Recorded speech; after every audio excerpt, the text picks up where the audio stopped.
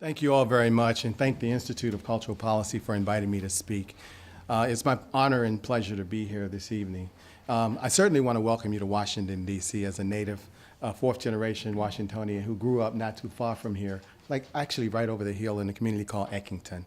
It was a very small community and where everyone knew your name. And certainly I had the pleasure of also of a public education through the DC public school system. And I think it gets a bad rap, so to speak, of the education system in the country. But as the executive director and the mayor's advisor for cultural affairs, I have the distinct pleasure of serving a much larger community, a community that hosts 250 arts institutions across the city, close to 250,000 individual artists in our very humble 69 square miles. And that's very small compared to many other cities, but we're in a unique situation because we are the nation's capital. And again, if you don't do anything while you're here or you're visiting, please spend every dime you have in your pocket. It goes towards arts and culture, believe me. Some of the facts about Washington, D.C. is that we have the largest population of authors in the city. It's no mystery that everybody in the city writes a book, you know, whether they're in office, leaving office, or whatever. I think you've probably seen where our former mayor, Marion Barry, just released his book, which was an expose on his life as a politician in Washington, D.C. We have the second largest theater-going population next to New York, which is a surprise to many people. Many people think that Chicago, LA, and other places are much larger theater-going populations, but we have the largest audiences next to New York, which we are very proud of. And most of all, we spend more per capita than any other state agency in the country. I think our numbers are, for every person, we spend about $17 per person, which is a large amount of money that's going towards arts and culture. We're also home, and this is no surprise, to more embassies than anywhere else in the world. So I've told you a little bit about myself, and one of the things that you need to know is that art was embraced in my household. It was something that I was exposed to from a very early age, so it's no surprise that I ended up in the job that I have today. You know, I originally thought that I was going to be ESPN sports analyst and, you know, tell the story, hold the mic, and you know, be a part of the sports scene, but that didn't materialize. I really fell in love with the arts. I drank the Kool-Aid, and so here I am today. So I'm pleased to highlight the topic, the potential for American art and culture in transcending cultural barriers, which is really a long title, just to say that we are very important on the national stage. We really transcend a lot of the barriers that are thrust upon us as a city, both from a historical point of view, from a governmental point of view, and from a cultural point of view. So arts and culture were embraced in my household, essential to my education and to my development. This is why I believe, really I believe, that I'm in this job. I say that to say that it's truly an honor that 30 years later that I'm here speaking to you to talk about an informed global perspective. I have had the opportunity to host worldwide delegations and travel to various countries around the world, which has informed my worldview. The chairwoman of the DC Commission on the Arts, who is an amazing woman who I have had the pleasure to work with on a daily basis, on a regular basis, has also had 30 years of experience of advocating for American art in the international arena. Her late husband, Dan Terra, was the cultural ambassador to the United States for 8 years under President Ronald Reagan. So we really bring a lot to the table as far as cultural diplomacy. We have to do it every day. It's a part of our makeup. It's part of who we are in the district government. So I'm very proud to be a homeboy here in Washington, D.C. They worked to erect the first museum dedicated to historical American art outside of the United States. I would like for her to share a few comments of art and culture. And this, I quote from her: "Art and culture is the soul of a city and country. It is a key resource of our own vitality and self-expression. Every major city nourishes its international cultural infrastructure: Paris, London, Beijing, Tel Aviv, New York City, and Berlin, whatever. If we are able to keep pace, it is critical that Washington, D.C. do what is necessary to become a world-class cultural capital. Great cities are not known for its government, for politics, but its architect, arts, museums, libraries, and theaters. The arts play a pivotal role in the overall well-being of our city. But this isn't just in the District of Columbia. Arts and culture have been defining our societies for centuries. If it is the leveler for all cultures, it levels the playing field. To quote the late and great Maya Angelou, when members of a society wish to secure that society's rich heritage, they cherish their arts and respect their artists. End of quote. In our city, you may have noticed a plethora of artwork around the city. The murals, sculptures, mosaics, and other forms of public art. Many of these fall within our purview at the DC Commission on the Arts and Humanities. Through the DC Creates Public Art, the district is able to leverage its quality public art collection of dynamic and diverse media throughout the neighborhoods, which is really a reflection on what culture can do to enliven the vitality of a neighborhood.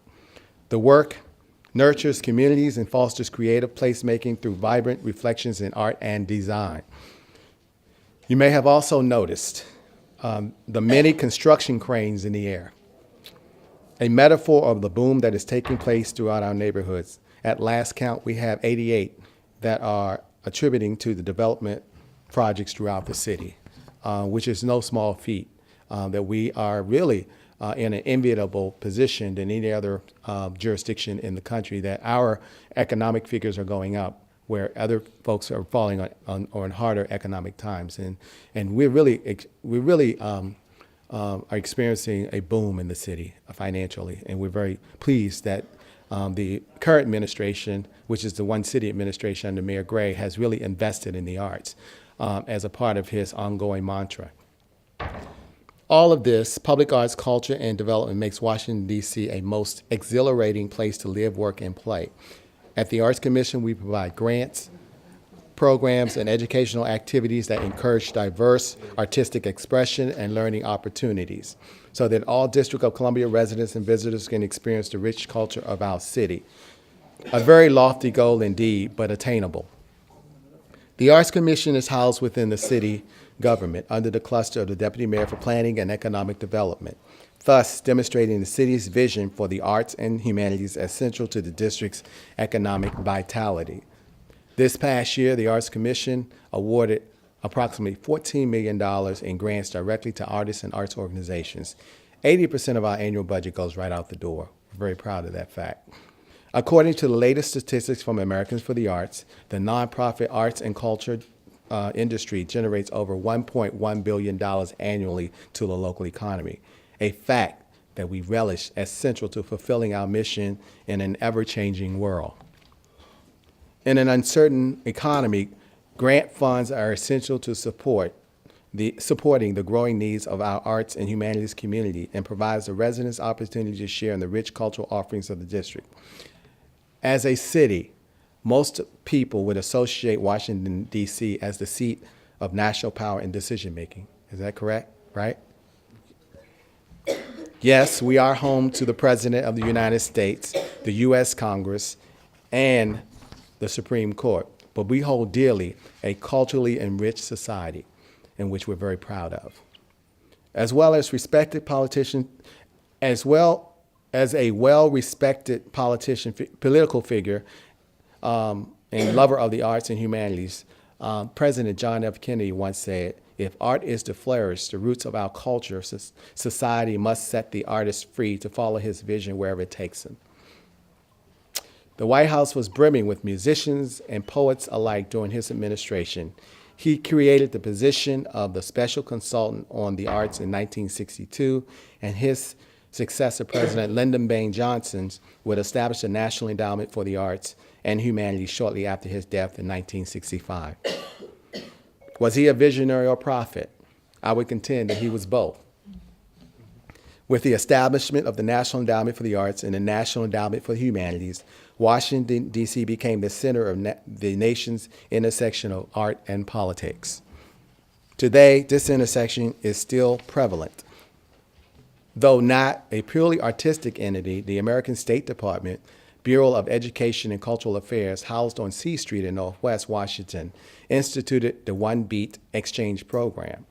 For musicians between the ages of 19 and 35, the program fosters diplomacy by inviting these young creators to come to the United States for 4 weeks of musical collaboration that will positively impact their respective communities.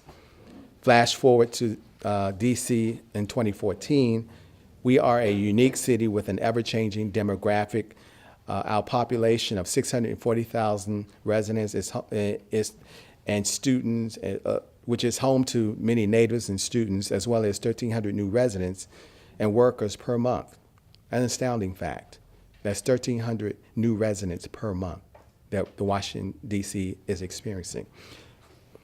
Though a portion of our city changes within the ebb and flow of those in power, many have congregated into the distinct neighborhoods, each of which has its own unique flavor and commixture of cultures. The art born, bred, and cultivated by our own D.C. artists and neighborhood has become essential to communicating the American experience overseas and across our borders. One of those neighborhoods, our own U Street corridor, which was once the Black Broadway of Washington, was dubbed the Black Broadway of Washington, D.C., was prominent in the development of jazz, a soulful American art form that evolved from the most soulless of human atrocities, American slavery. Jazz is an art form that depicts the heart of developing American cities, and it is one of America's greatest gifts to the world. So much so that it even captured the hearts of Germans living in Berlin as early as the 1920s. Upon the Nazis' rise to power in the 30s and 40s, jazz musicians continued to play despite harassment and threats. Young people disheartened by the political strife looked to us for the inspiration of individualism and expression, two matters perfectly embraced by jazz. To this day, jazz has spawned a loyal following in Germany, as well as countries such as South Africa, Russia, and Japan. One may even say it is our own form of cultural diplomacy. As are other popular art forms, the United States has sewn into global artistic tapestry such as rock and roll and modern dance. This city itself is known for an art form called go-go, which is a call. I'm not sure if any of you have ever heard of it, but go-go is a sort of a hip-hop call and response that was homegrown here. And I see the young lady who's very familiar with go-go, I'm sure. So we can talk afterwards, right? American art continues to inspire and be inspired by cultures from around the world. Some of you may not know that Iona Brown, a DC native, Iona is inspired by her work as a DJ, juxtaposing elements of Japan's Janguro culture and African-American hip-hop and fashion. The Arts Commission was proud to feature her in an exhibition of fine art to celebrate the commencement of the National Cherry Blossom Festival, the ultimate symbol of cultural diplomacy between the United States and Japan. American art and cultural diplomacy is not only crossing international boundaries and borders in the traditional ways of exhibitions, music recordings, or films. For example, in the true American cultural spirit of activism and outreach, Peace Corps volunteers Theo Davis always dreamed of joining the Corps after hearing about it as a kid. An architect from Seattle, Washington, he fulfilled his dream and was assigned to a place he never even knew existed, Kyrgyzstan. The community he was placed with had a tradition of painting murals. At one point during his 2.5-year placement, he thought a mural would be a great project to rally the community around for the sake of beauty and education. The cooperation and talents of the entire community resulted in a giant painting covering the entire side of a building, one created with patience and a handmade ladder donated by a neighbor. Though beautiful, the mural served another purpose: to educate the community on HIV and AIDS, on the HIV and AIDS virus. Included in the mural were universal symbols such as red ribbons, colored balloons, doves, and a couple embracing each other.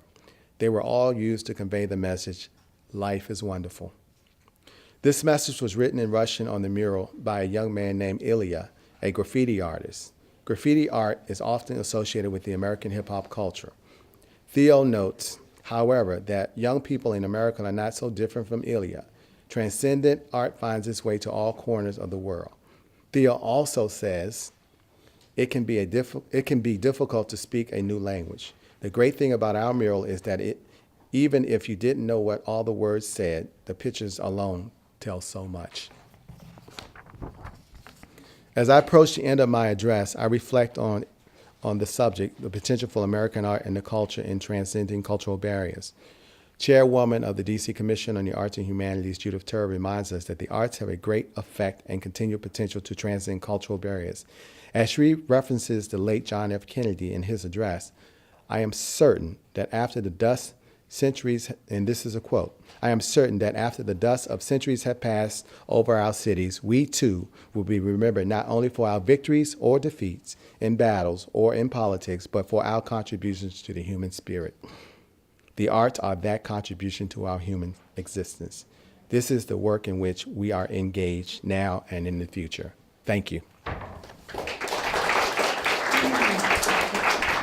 Well, specifically, I think that's a State Department question, but because we are the local government, I know that many of us have traveled to Afghanistan and had an opportunity to really interface and engage in the population there. And we have hosted a number of delegations that included Afghanistan as well. So to that extent, we have been very involved. Well, I think arts and culture, and I didn't mean to cut you off, arts and culture is a universal language that really transcends any population. And I think it's through the arts, and I talked about, I gave you an example about the mural. And really, as if you didn't know what the words were saying, the picture worth 1,000 words. I would venture to say that, you know, as you're watching dance and music and any of those other art forms, that it really transcends our cultures, and it really can connect us in that way. And that's really the beauty and the value of what I get up every morning and really enjoy my job, because I get a chance to really experience that on a daily basis. But to answer your question. If you have a program that countries actually outside, yeah. my colleague was asking. Yeah, we have a program that we just instituted a couple of years ago called the Sister Cities International Arts Program. And it's mainly with the established 12 sister cities that we have here in this country, with the city already. Only in the U.S. Yeah, just the sister cities that we have here. I know of Beijing, Bangkok. I know that there's one in Italy. There are a couple of around the globe that we are involved with. We started there, but we're looking at expanding that. So, and it may include Liberia. One factor there probably leads or programs into why you have, even though you may not have been considered before. Well, I think one of the things that we'd have to do is really encourage and influence the higher ups, the people who have the responsibility. Like we have an Office of the Secretary who's responsible for establishing those relationships. And, you know, from many different levels, not just arts and culture, but when we look at commerce, when we look at the other exchanges that we could have with those.